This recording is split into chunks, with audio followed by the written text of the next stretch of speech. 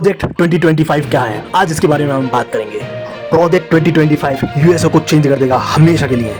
और वहीं बाइडेन भी इस प्रोजेक्ट 2025 को आलोचना कर रहे हैं, क्योंकि ये प्रोजेक्ट है डोनाल्ड ट्रंप का, कि डोनाल्ड ट्रंप डिक्टेटर बनना चाहता है। बाइडेन ने यह भी कहा कि डोनाल्ड ट्रंप चाहता है कि 2025 प्लान के तहत यूएसए में डेमोक्रेसी खत्म हो जाए और डिक्टेटरशिप आ जाए। लेकिन वहीं पर डोनाल्ड ट्रंप ने खुद कहा कि मुझे इस प्लान के बारे में खुद ही नहीं पता है।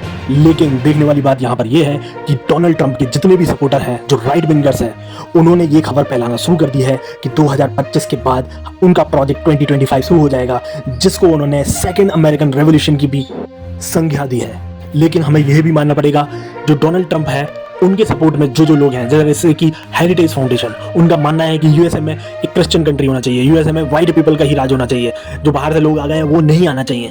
तो इसमें साफ साफ पता चल रहा है कि हेरिटेज फाउंडेशन जैसे लोगों ने, हेरिटेज फाउंडेशन का तो बिल्कुल प्लान है कि जितने भी वाइट पीपल्स हैं, क्रिश्चियन पीपल हैं, उनको ही कंट्री में गवर्न करना चाहिए। और वहीं पर ये हेरिटेज फाउंडेशन ने एक 900 पेजेस का बहुत बड़ा पुलिंदा बना के रखा है, जिसके बाद 2025 से ये प्रोजेक्ट 2025 को अप्लाई करना शुरू करेंगे। सबसे पहला प्लान जो प्रोजेक्ट 2025 में है, उसमें लिखा है जैसे ही गवर्नमेंट बनेगी डोनाल्ड ट्रंप की, वैसे ही 50,000 गवर्नमेंट एम्प्लॉइज को निकाल दिया जाएगा जॉब से।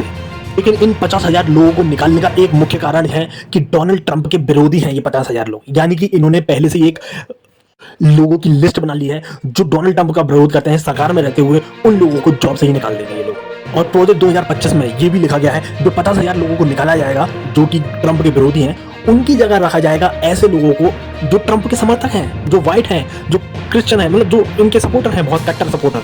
और फिर उसके बाद ये दूसरा काम करने की बात बोली है, वो है जितने भी बाहर से आए हुए लोग हैं उसमें से लगभग 15 से 20 मिलियन यानी कि 2 करोड़ लोगों को बाहर फेंक दिया जाएगा, बाहर निकाल दिया जाएगा, जो किसी भी कंट्री के हों, किसी भी ढंग की रूट से आए हों, कैसे भी आए हों। और इसमें साथ साथ ये भी लिखा गया है कि जो बाहर से लोग आते हैं पढ़ने के लिए, लिखने के लिए या फिर जॉब करने के लिए, उनको भी बाहर निकाल दिया जाएगा। और अगर आप इसका विकिपीडिया पेज भी देखेंगे तो वहां पर भी आपको दिखेगा क्रिश्चियन नेशनलिस्ट कंट्री बना दिया जाएगा। किसको? यूएसए को। तो आप सबको क्या लगता है, प्रोजेक्ट 2025 जैसे प्रोजेक्ट होना चाहिए या नहीं होना चाहिए, या इनको बिल्कुल बैन होना चाहिए?